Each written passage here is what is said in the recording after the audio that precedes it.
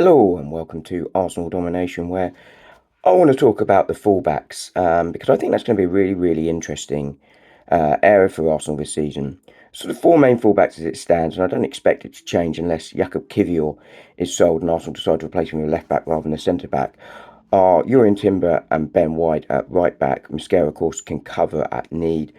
And on the left, Ricardo Calafiori and Miles Lewis-Skelly.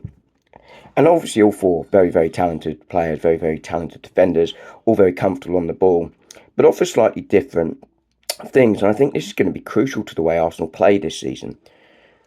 If we start with the right, I mean, Ben White will start the season because Jurrien Timber's working his way back to fitness.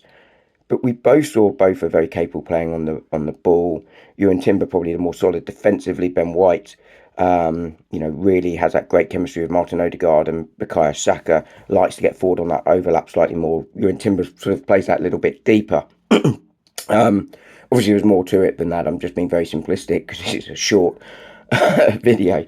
But that's essentially what those two sort of offer down the right. On the left side, Miles Lewis-Skelly sort of naturally inverts into midfield. I think that's partly tactical, but partly also the fact that his sort of position coming through the youth ranks was as a midfielder. Now, we've seen lots of players, not just at Arsenal, but across the game, sort of be in a different position in the youth ranks and then move into a different position when they make it to the senior squad. And that may well be what happened with Miles. Certainly for the short term that he's a defender, and we saw how good he was last season defensively, one-on-one, absolutely superb, really good on the ball, can progress the ball into that midfield area.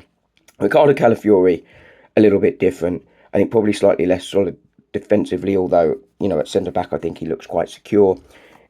He provides a lot of chaos. He sort of provides width. We saw that against Bilbao, where he goes very wide, overlapping, almost similar to Ben White down the other side.